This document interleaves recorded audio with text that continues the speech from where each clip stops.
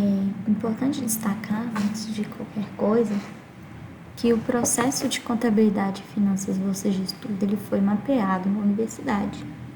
Ou seja, uma equipe técnica foi e apresentou todos os documentos, o que cada área deve fazer, qual é a atribuição de cada setor dentro desse tipo de processo. Nesse caso aqui, foi mapeado, né, pelo próprio setor aqui de contabilidade e finanças. E nesse mapeamento do processo, dentro da base de conhecimento, a gente consegue verificar.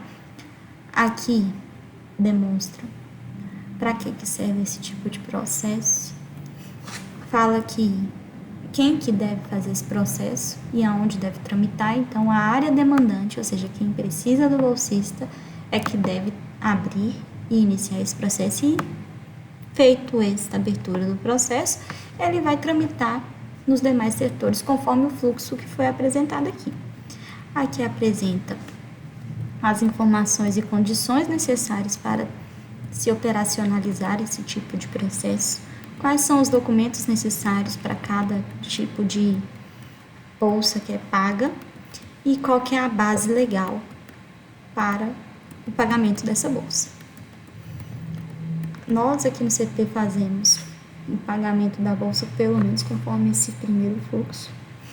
Aqui nesse caso, ficou aqui instituído que esse tipo de processo, contabilidade e finanças, bolsa de estudo, ele se inicia através da área demandante, que é a responsável por criar este processo e incluir o edital de seleção, os resultados desse edital, ou seja, a ata de seleção que é feita após, né, os processos, trâmites que é necessário aí, e foi disposto dentro do edital, e os dados do bolsista selecionado.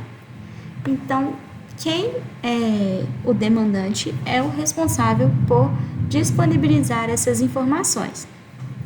Acerca disso, esses dados dos bolsistas que foram selecionados nesse edital, nós dispomos ele dentro de um termo de concessão de bolsa. E esse termo de concessão de bolsa, ele vem trazendo as informações pessoais do bolsista, né, como o nome, o CPF, matrícula UFMG, conta bancária, justamente para auxiliar a embasar esse pagamento. E além dessas informações, nós dispomos no termo lá quais são as atribuições desse bolsista, o período da concessão da bolsa, a carga horária que esse bolsista deve atuar. Colocamos também alguns informes, se o bolsista tem ou se não tem bolsa, se a bolsa que ele recebe impede o recebimento dessa. Então, a gente dispõe certas informações nesse termo para poder embasar essa seleção, né, e deixar bem claro para o bolsista o que é de atribuição dele, o que é de responsabilidade dele, assim como também coloca algumas informações referentes ao que se caracteriza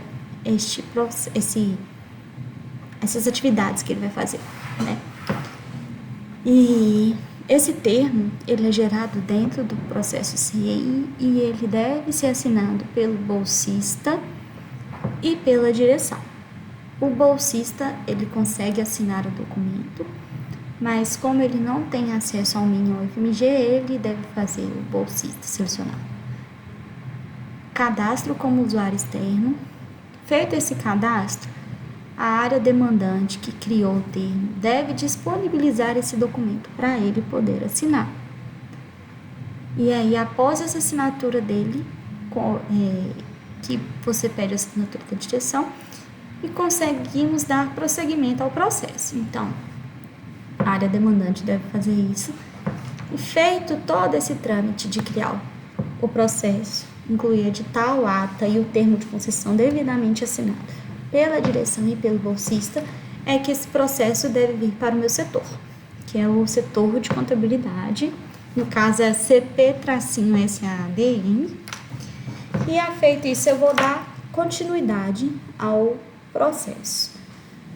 Então, vou fazer o empenho, vou anexar a nota de empenho e vou devolver este processo para a unidade da área demandante. Por que eu devolvo o processo? A área demandante, além de ter que colocar o edital, a ata e o termo de concessão de bolsa devidamente assinado, todo mês esse responsável deve incluir um relatório de frequência ou um relatório de atividade atestando as atividades desse bolsista. Então, aquele que for responsável por acompanhar as atividades do bolsista, ele deve incluir esse documento e enviar novamente o processo para mim. E a partir daqui, nós vamos dando continuidade ao processo de pagamento mês a mês. Feita essa conferência aqui, vem para mim, eu coloco um despacho, assim como eu coloco a direção também. Feita essa autorização, faço o pagamento. Feito o pagamento, volta com o processo novamente até encerrar o termo de concessão de bolsa.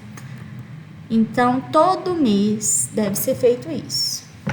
Incluir documento, envia para mim, faço pagamento, volto o processo para a área demandante.